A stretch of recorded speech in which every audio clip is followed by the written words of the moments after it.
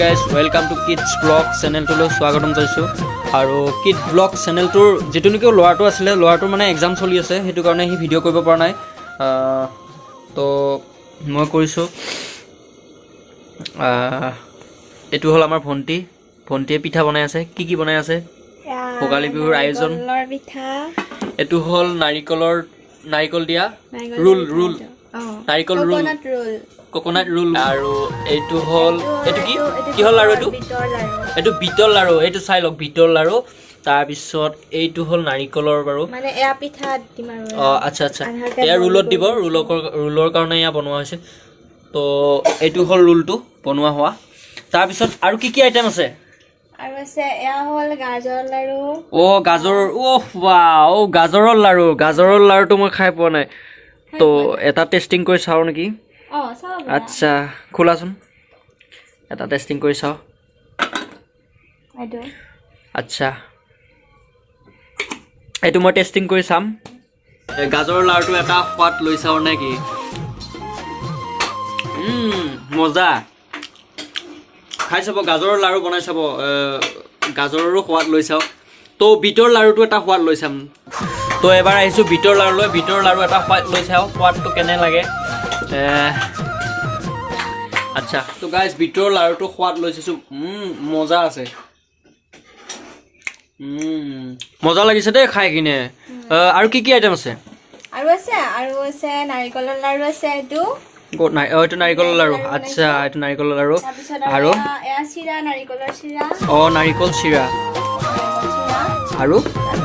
এইখিনিতো আছে এইখিনি বাৰু এইটো আইটেমটো দেখুৱাইছোঁ এইটো হ'ল গাজৰৰ লাৰু তাৰপিছত এইটো হ'ল আপোনাৰ নাৰিকলৰ লাৰু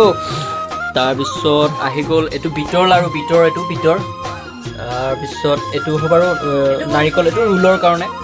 এইটো ৰোলটো তো ইয়াতে আছে তিলৰ ৰোল বনাব তিলৰ লাৰু বনাব তিলটো তাকেতো এইটো ৰোলটো বনাবা এইটো ৰোলটো আচ্ছা ঠিক আছে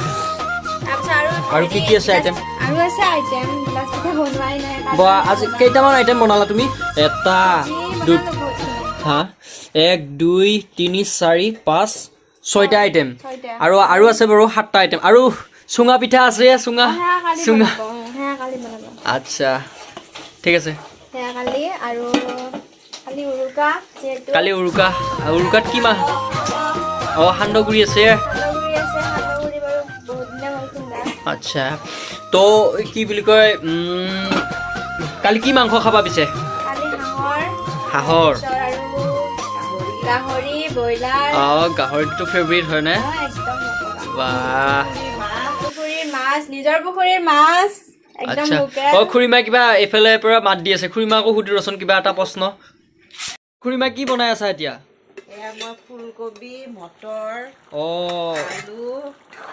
আলু বস্তু লাৰু নম্বে বগলু আছে খুৰীমাই এখন বনাই আছো আৰু ইফালে ব্ৰইলাৰ মাংস ভাজি আছো ইয়াতে ধনিয়া চনিয়া দিয়া হ'ব সোৱাদৰ কাৰণে আচ্ছা